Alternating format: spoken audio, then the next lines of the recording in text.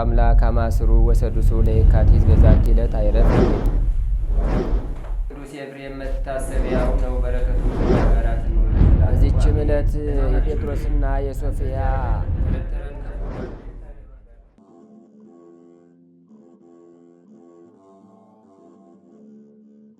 በስመ አብ ወወልድ ወመንፈስ ቅዱስ አሐዱ አምላክ አመስራ ወሐሙሱ ለመጋቢት በዛቲ ዕለት ቅዱስ ወብፁዕ ሐዋርያ አንሲፎሮስ አሐዱ እምሰብአ ወክልኤቱ አርድእት አይረፈ።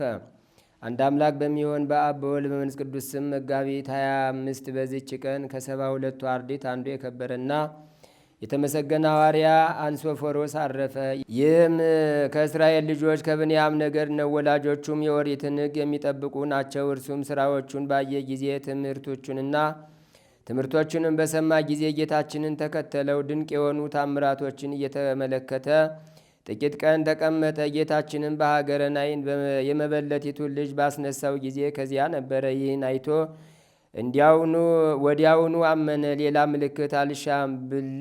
ብልጭ ሲል የነበረ የአይሁድ የሕግ ፋናን ትቶ ወደ እውነተኛ ፀሐይ ወደ ጌታ ኢየሱስ ክርስቶስ ቀርቦ ደቀ መዛሙርቱ መዝሙሩ ሆነው እንጂ። ጌታችን ኢየሱስ ክርስቶስም ከሀገር በኋላ ካረገ በኋላ በጽዮን አዳራሽ አጽናኝ መንፈስ ቅዱስ በወረደ ጊዜ ከሐዋርያት ጋር የመንፈስ ቅዱስን ጸጋ ተቀብሎ ሐዋርያትንም በመከተል በብዙ አገሮች ውስጥ አስተማረ። ሐዋርያትም በሀገር አቴና ኤጲስቆጶስ አድርገው ሾሙት። በውስጧም ወንጌልን በመስበክ ብዙዎችን አሳመነ። የክርስትና ጥምቀትንም አጠመቃቸው። በትምህርቱና በምክሩ እውቀት እንዲያድርባቸው አደረጋቸው። በትምህርቱም ከደዌ ሥጋ ከደዌ ነፍስ ፈወሳቸው። ተጋድሎውንም በፈጸመ ጊዜ በሰላም አረፈ። በድል አድራጊነትም የክብር አክሊልን ተቀበለ። መላ ዘመኑ 70 ዓመት ነው። በአይሁድ ሕግ 29 ዓመት በክርስትና ሕግ 41 ዓመት ኖረ። እነሆ የከበረ ሐዋርያ ጳውሎስን በመልእክቶቹ አስታውሶታል፣ ሰላምታ አቅርቦለታል። በጸሎቱ የምትገኝ በረከቱ ከእኛ ጋር ለዘላለሙ ትኑር አሜን። ሰላም ለአንሲፎሮስ እግዚአብሔር ዘጸብዎ ምስለ ሐዋርያት በጽዮን መንፈስ ቅዱስ ይቅቦ ለወልደ መበለት ምውት በሀገረ ናይን ጊዜ አንስኦ መንክሮ ነጺሮ ወትምህርተ ቃሉ ሰሚኦ ለወልደ ማርያም አብደረ ከመይኩን ረዶ። አንድ አምላክ በሚሆን በአብ በወልድ በመንፈስ ቅዱስ ስም መጋቢት 26 በዚች ቀን የከበረችና የተመሰገነች ድንግሊቱ ኢዮጵራቅያ አረፈች። በዚችም ቀን ዳግመኛ የቅዱስ ፍርፍዮስ መታሰቢያው ነው። በረከቱም ከእኛ ጋር ለዘላለሙ ትኑር አሜን። በዚችም ዕለት የክብር ባለቤት ጌታችን የደቀ መዛሙርቱን እግር አጠበ። ዛቅረብ ኩማ ኢሌታ ዘኪርያ ይላፈም ለተጸምዱ ከዘልፈ ለላ አነብብ ተወከብ ዘንዴተ መጽሐፈን ተረይሰ ከይዚኦ ጸሪቀ መበለቱ ጉፈ ምላቡላን ዘተርፈ ነቢያት ቅዱሳን ሐዋርያት ሰባክያን ሰማዕታት ጻድቃን ደናግላ ዲዮ መነኮታት የራን ባርኩ ጉባኤ ዛቲ መካን እስከ አረጋዊ ሊቆ ንዑስ ሕፃን ለዘጻፎ በክርታስ ወለዛ ጻፎን ዘይደርስ ወለዛ አንበቦ ወለተተርጎሞ በልሳን አዲስ ወለዘ ሰማ ቃሎ በዝነ መንፈስ የጸሎተሙ ማርያም አራቂተ ኩሉም ባይ ስቡረ የመሐረነ ኢየሱስ ክርስቶስ።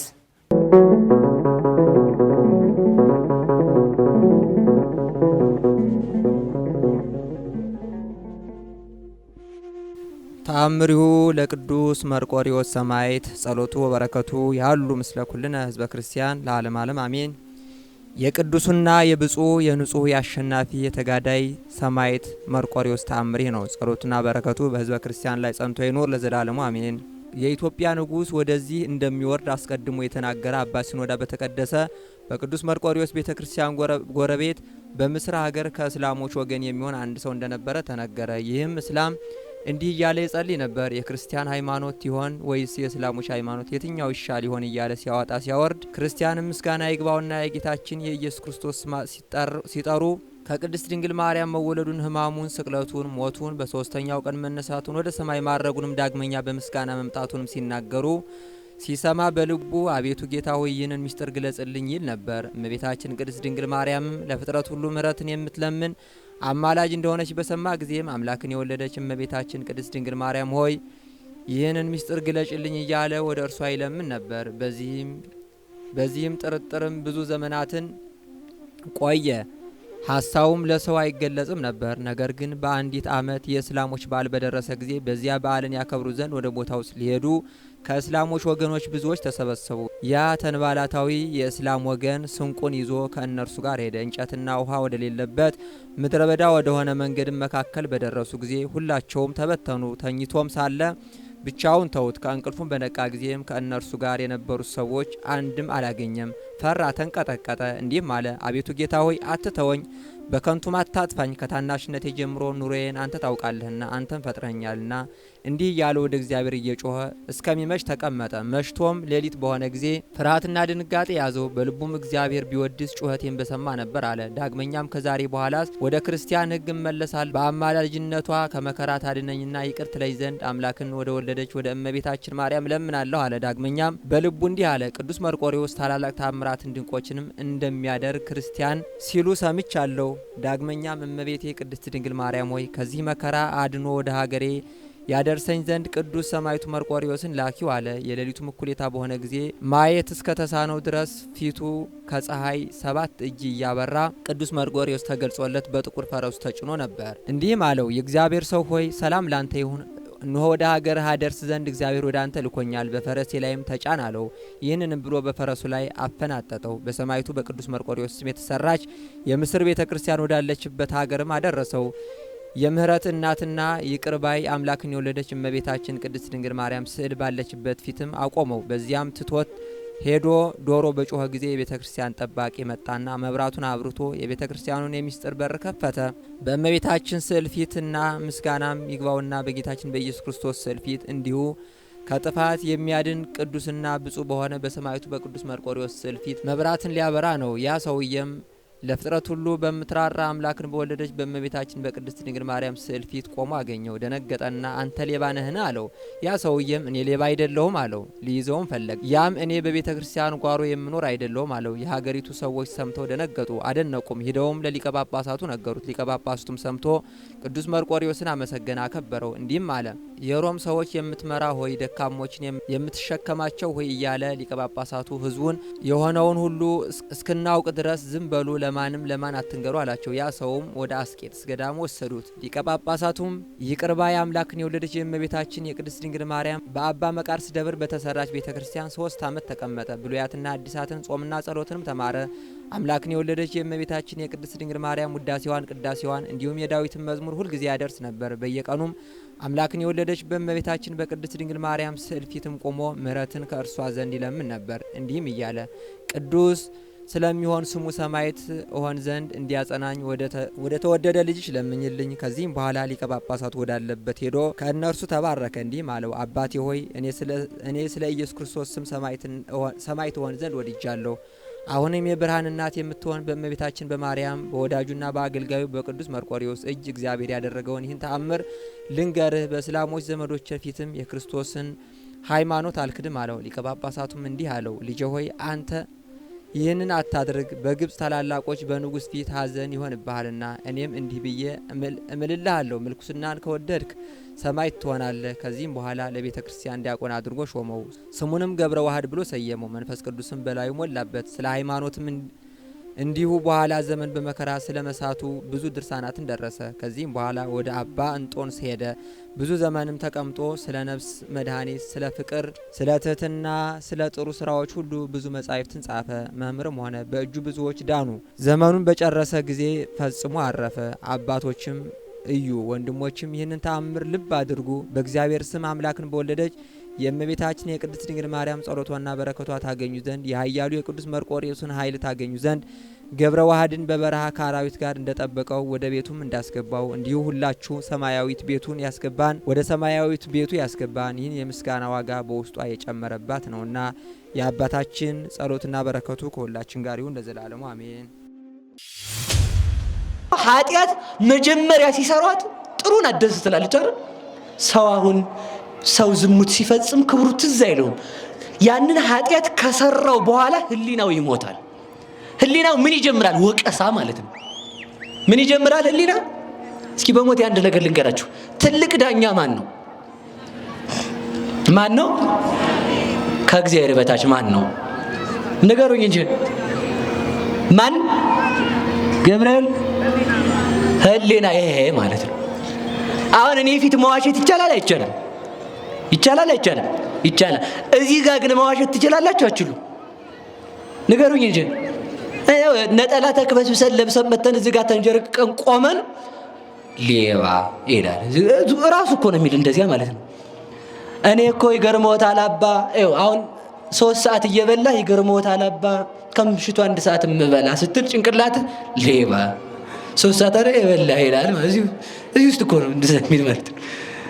ከዛ ይመጣና አባ አስራት በኩራት እንዳላስቀርም ይኸው 20 ሺህ ብር፣ ግን አንተ 1 ሚሊዮን ብር አግኝተህ ከሆነ ብዙ ብር ስላስቀረ ሌባ ይላል ማለት እዚህ ጋር ተመልከቱ።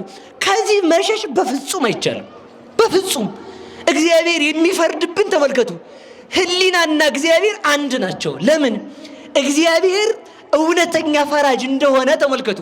ህሊና ለሰው እውነተኛ ፈራጅ ነው። ከህሊናው ሰው ተደብቆ መስረቅ አይችልም።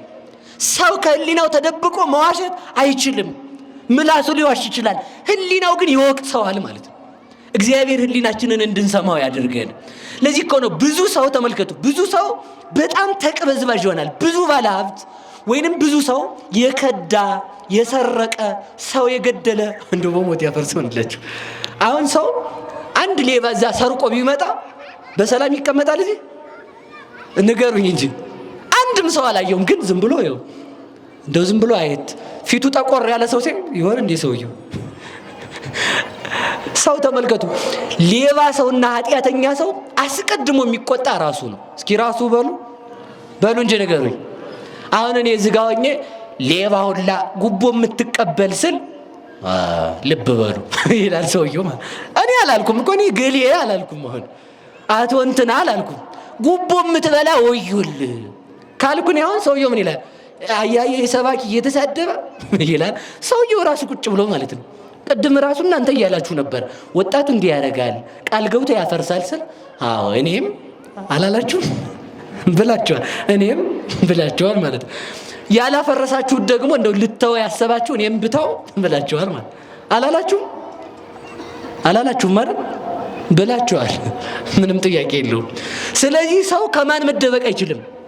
በሉ ንገሩኝ እንጂ ንገሩኝ። ሰው ተመልከቱ፣ አንዲት ልጅ ነበረችና ገጠር ነው። ገጠር ድንች ይበላል። የገጠር ሰው ክረምት የሚወጣ ይወላችሁ እንጀራ ከሌለ ድንች እየተቀቀለ ይበላልና ሲርባት አንዷን ድንች ስጠብስ ሲርባት አንዷን ስጠብስ ልጅቱ እናት አባቷ ዱር እንደሄዱ ሲመጡ ድንቹ ባዶ ሆኗል፣ ቤት ያለው ማለት ነው ለራት የተቀመጠው። ከዛ ቁጭ ብለው እናቲቱም አባትየው ምንም አላሉ። ልጅቱ ካበር ገባችና ምን አባታችሁ ሆናችሁ ነው የምታሙኛለች? እንዴ ምንም እኮ አላሏት ማለት ነው። እንደው ሰውየው አላሉ ሰውየው ምን አለ መሰላችሁ? ሚስቱን በዱላ ይላታራሉ። በዱላ ብሎ ዝም ትለዋለች። ከዛ ዝም ስትለው አሁን እኮ ደግሞ በልብሽ እየተሳደብሽ ነው የሚሆን ብሎ ደግሞ ደገማት አሉ ማለት ነው። እና ተመልከቱ፣ ሰው ተመልከቱ፣ አስቀድሞ ሌባ ሰው አስቀድሞ ራሱ ነው የሚቆጣው። ኃጢአተኛ ሰው ተመልከቱ፣ የሚያሳድደው ሳይኖር ይሮጣል። ተመልከቱ፣ ኃጢአተኛ ሌባ ሰው ሳትነኩት ነው የሚጮህ። ሳትነኩት እኮ ነው ገና እንዲህ ሳትሉ ቋ ይላል ራሱ ማለት ነው። ለምን ዛራ የሚመታው ማን ስለሆነ? ህሊናው ማለት ነው። እግዚአብሔር ህሊናችንን እንድንሰማ ይርዳን። ስለዚህ ሁላችሁም ለህሊናችሁ ኑሩ። በቃ ምንም አይኑር፣ ማንም አያያችሁ። ማን ያያችኋል? በሉ ንገሩኝ እንጂ እግዚአብሔር ያያል። እግዚአብሔር እንዳየ የማይዋሽ ማን አለ?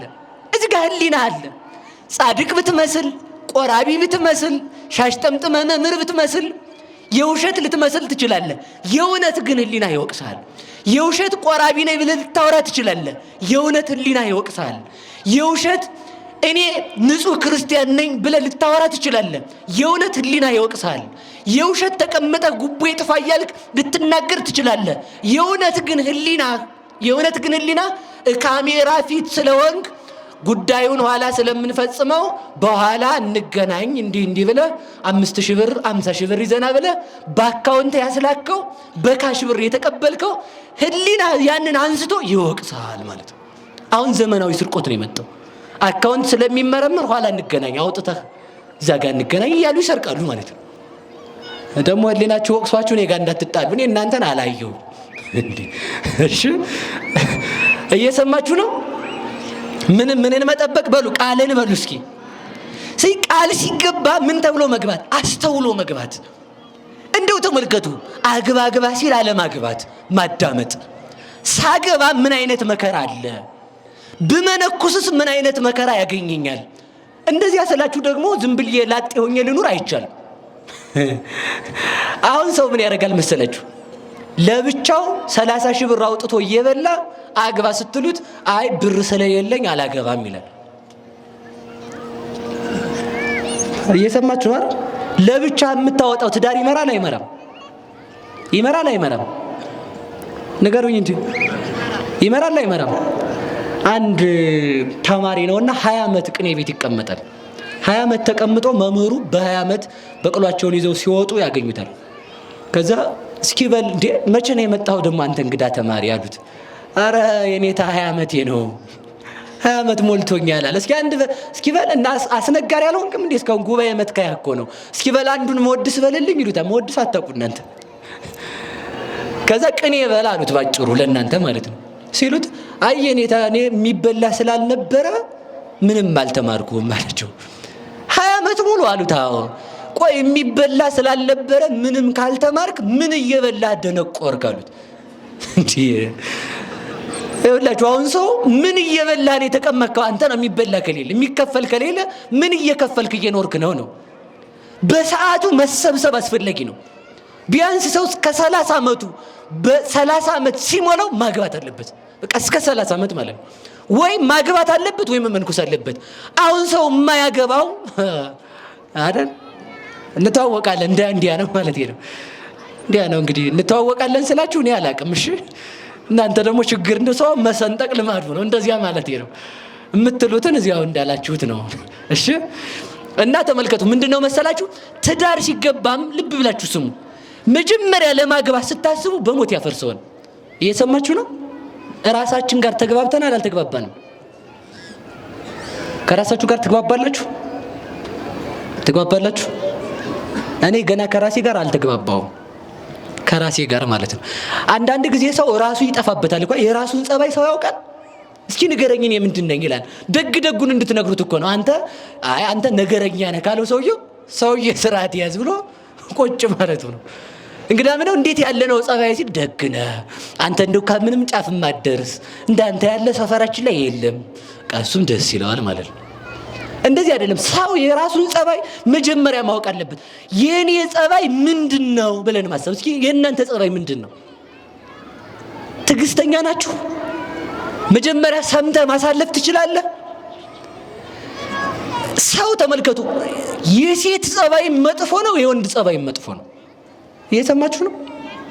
ጥሩ ነው። አሁን የሰው ጸባይ ጥሩ ነው አይደል? ሁለት ሰዎች ናቸው በአንድ ተስማምተው እንዲኖሩ የሚሆኑት ማለት ነው። እሳትና ውሃ ማለት ነው ባጭሩ። ሴት ብዙ ወሬ መስማት ትፈልጋለች፣ ወንድ ዝም ማለት ይፈልጋል።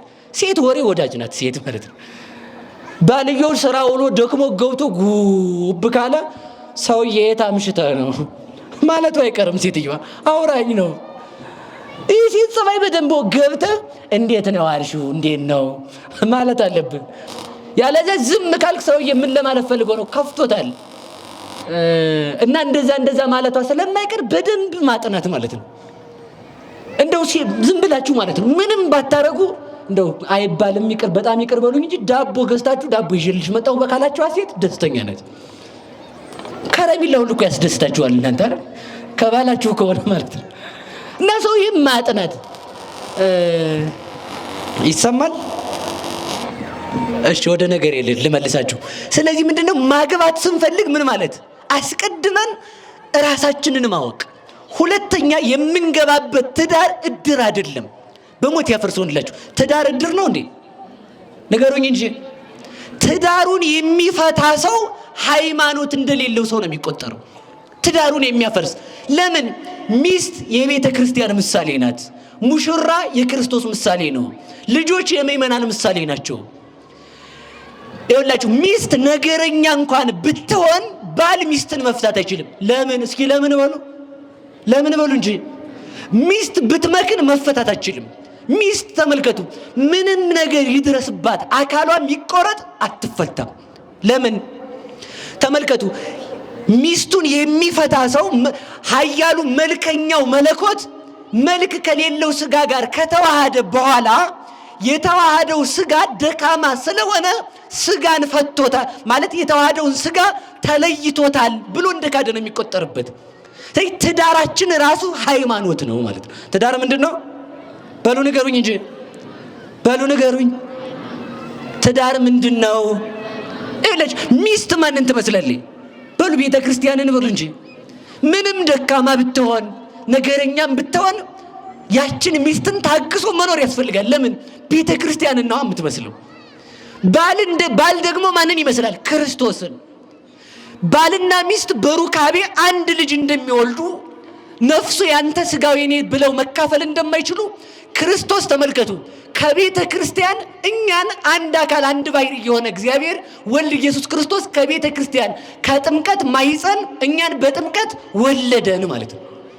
ስለዚህ ያንን ነው የሚሰብከው። ትዳር ውስጥም ስንገባ ቃላችንን ጠብቀን፣ ትዳር ውስጥ ስንገባ ምናችንን ጠብቀን። አንዳንድ ሴቶች እኔ እንደው አንድ ቦታ ላይ የገጠመችኝን ሴት ልንገራችሁ። አይውላችሁ አሁን ሴቱ ባል ያለውም ሴት ወንዱም ያወልቅ ይሆናል፣ አላየሁም፣ እሷን ብቻ ነው ያየሁት፣ ይቅር በሉኝ እሺ። እና ቀለበቷን አውልቃ ለካ ቦርሳዋ ውስጥ አድርገዋል፣ ሰው እንዲጠይቃት አጅሪት እንዲላት ማለት ነው። ከዛ ያ ሌባ እስከነ ቦርሳው ይዞት ውልቅ ብሏል። ከዛ ታለቅሳለች ብክንክን ብላ። እኔ ደግሞ አሳዛኝ ምን ሆነሽ ነው አልኳት። ሞባይል ሲሆን ቀለበቴ መጥፋቱ ነው እንጂ አለችኝ። አሃ ገብቷችኋል አይደል? ለምን አወለቅሽው ነው ጥያቄ። አይወለቅም፣ በቃ አለቀ፣ ተይዘሻል ማለት ነው። ያ ቀለበት ተመልከቱ፣ ያ ቀለበት የሃይማኖት ምሳሌ ነው። ቀለበቱ ማብቂያ እንደሌለው እስከ ዘላለም ከሰውየው ጋር እስከ ሞት አይደለም ከሞት በኋላም እስከ ዘላለም አብረው የሚኖሩበት ህይወት ነው። በዚህ ህይወት ቃል ኪዳን ጸንተን እንድንኖር መድኃኔዓለም ይርዳን።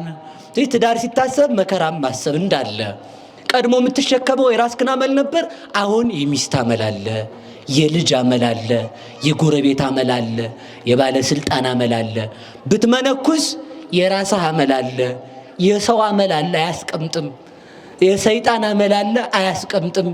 ሰው ቆብ ደፍተህ ስትሄድ ብቻ አባ ለአንተ ቀን ወጣልህ እያለ እንትፍ የሚል ወጣት ነው ያለው አሁን ማለት ነው። አያስቀምጥም። በሁሉም መከራ አለ። በዚያ ውስጥ ለማለፍ ግን ከሁለት አንዱ በቃል ኪዳን ጸንቶ መኖር ያስፈልጋል። እንድንኖር መድኃኔዓለም ይርዳን። ኢየሱስ ክርስቶስ የሰማነውን በልቡናችን ይጻፍብን፣ ከቅዱሳን ረድኤት በረከት ያሳትፈን። የሰላም አምላክ ሰላማዊ ኢየሱስ ክርስቶስ ሰላም አሳድረህናልና እናመሰግናለን። ሰዓተ ማልቱን ባርከ ቀድሰ ሰላም ቀን እንድታውለን ቅዱስ ፈቃድ ይሁንልን። አጽራረ ቤተ ክርስቲያንን አስታክስልን። ቅዱስ ተዋሕዶ ሃይማኖታችን በቸርነት አስፋልን አብዛልን።